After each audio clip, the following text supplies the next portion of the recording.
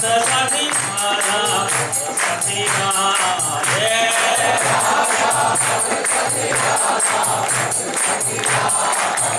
जय राधा सखी राधा सखी राधे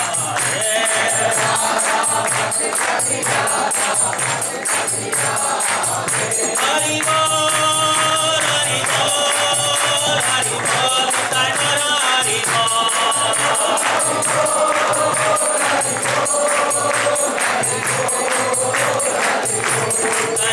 हरि बोल हरि बोल हरि बोल जय हरि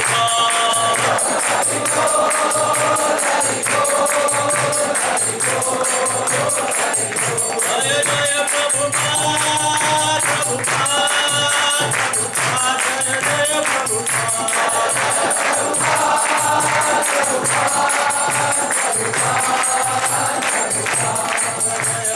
प्रभुपाद प्रभुपाद प्रभुपाद जय जय प्रभुपाद प्रभुपाद प्रभुपाद जय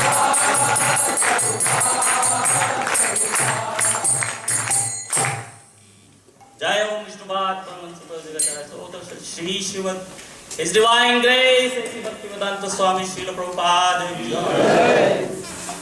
प्रेम से गौ श्री कृष्ण चैतन्य प्रभु नित्यानंद श्री अद्वैत गदाधर शिवासदि गौर भक्त वृंद की श्री श्री राधा पाठशाला की भगवान की श्री श्री राम लक्ष्मण सीता हनुमान की विप्लव यूथ फेस्टिवल की इस्कॉन यूथ की IYF की निताय गौर पैमानंद all goes to Sambhadvar all goes to Sambhadvar all goes to Sambhadvar all goes to Shri Guru and Shri Gaura.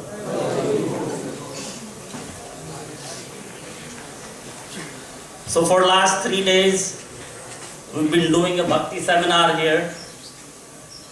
Some of the youth has been coming.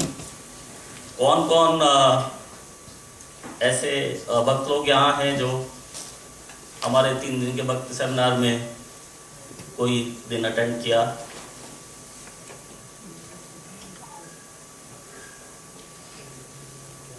बहुत कम है, ज़्यादातर सब नए। Good. तो हमने वहाँ प्रश्न लिए थे भक्तों के, उसमें ये 30 प्रश्नों की लिस्ट है। मैंने देखा कि इसमें से बहुत से प्रश्न जो हैं वो भक्ति मार्ग से रिलेटेड,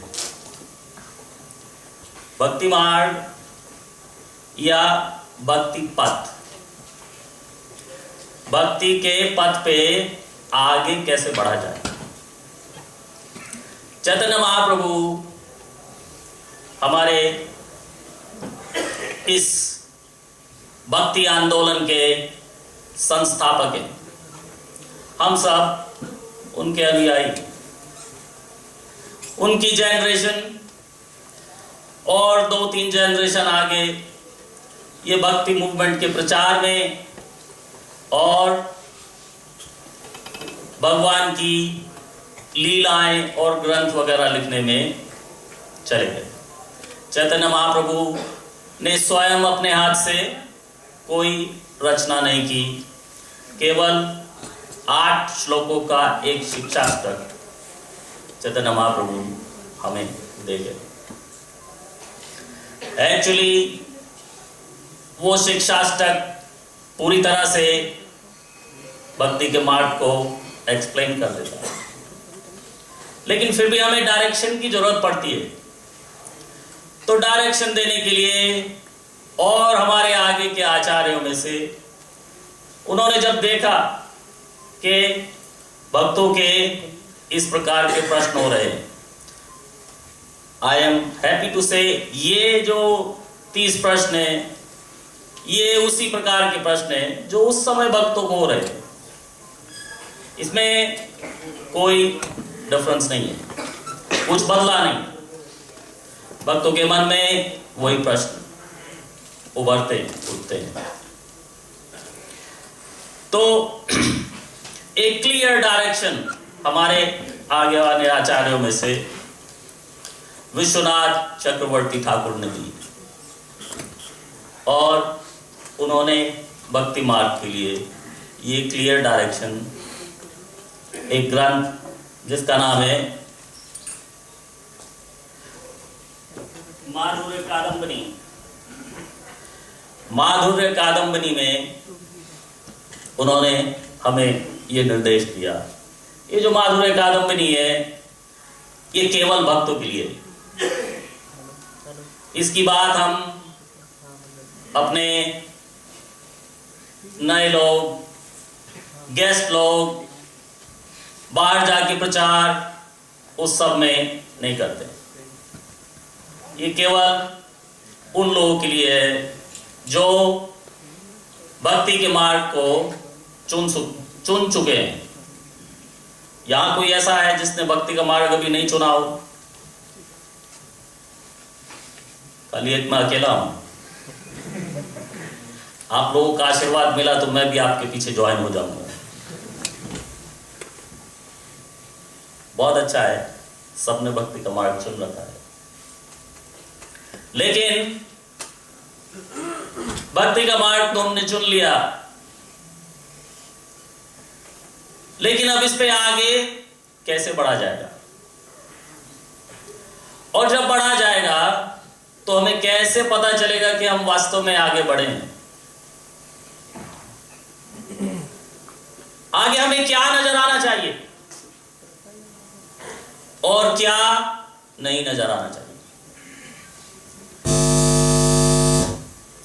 जैसे जब हम किसी को अपने घर आने का डायरेक्शन देते हैं या मंदिर आने का, तो उसको बताते हैं रिंग रोड तक आ जाना, ठीक है, वहां से मूलचंद वाले मोड़ पे मुड़ जाना। फिर जब आगे पेट्रोल पंप आएगा इंडियन ऑयल वाला, तो वहां से लेफ्ट हो जाना। आगे जब ऐसा कुछ दिखे तो समझ जाना अब राइट टर्न करने का टाइम आ गया। नहीं, ऐसे डायरेक्शन देते, इसमें इतना हंसने की क्या बात है? ऐसे ही डायरेक्शन दिया जाता है कि आजकल दिल्ली में डायरेक्शन देने का हिसाब किताब बदल गया। मुझे 26 साल हो गए दिल्ली छोड़े, उस समय तो ऐसे ही हम डायरेक्शन दिया करते। जीपीएस नहीं होते थे उस समय। आजकल तो मेरे ख्याल से आप सब लोग जीपीएस लेके घूमते हो, लेकिन उन दिनों ऐसे डायरेक्शन दी जाती थी और वो लिख के रख लेते थे अपना नोट बना के, और एक को पायलट, आपकी पत्नी या कोई बच्चा वो लेके बैठा है। हाँ पिताजी आ गया पेट्रोल पंप, हो जाओ लेफ्ट।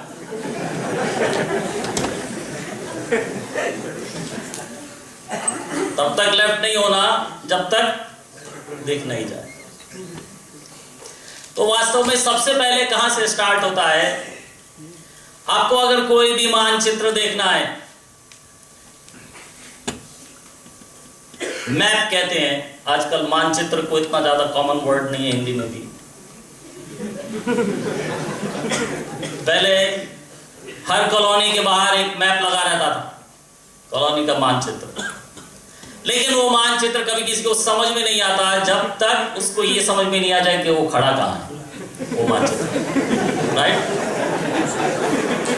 तो अगर आपको वो मानचित्र पढ़ना है तो सबसे पहले आपको ये फिगर आउट करना पड़ेगा, मैं इस समय खड़ा कहां हूं। तो उसमें इतना बड़ा मोटा मोटा लिखा होता है, यू आर हियर, आप यहां खड़े हैं। जब आपको दिख जाए कि हाँ ये मैं मानचित्र पे मैं यहां खड़ा हूं, फिर वहां से किस तरफ जाना है वो आसान हो जाता है। जब तक हमें पता नहीं कि हम खड़े कहां हैं, तब तक हम आगे बढ़ना बड़ा कठिन कार्य है।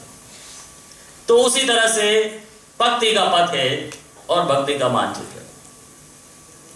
हमें आगे तो बढ़ना है, लेकिन हमें इस समय और हर समय ये पता होना चाहिए कि हम अब कहाँ खड़े हैं।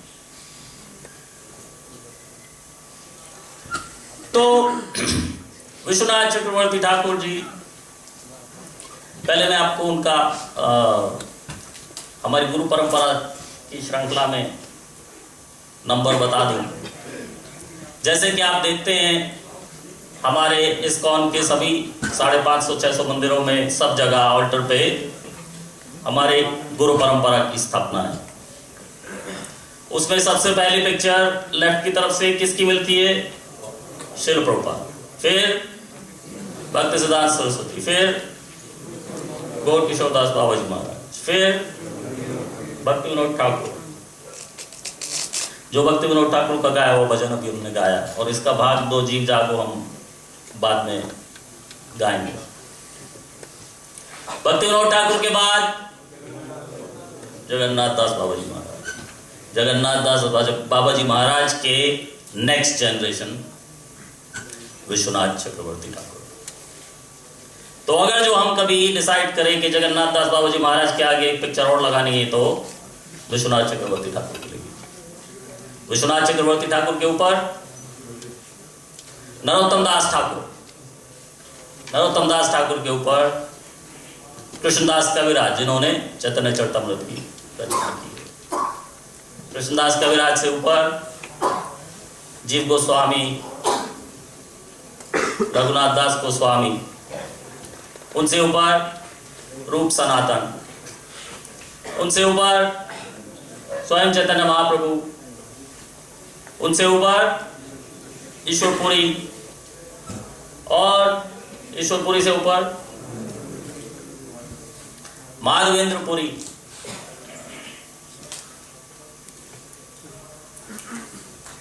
कल अद्वैताचार्य का अपीयरेंस है, और अद्वैताचार्य भी माधवेंद्रपुरी के साथ में है।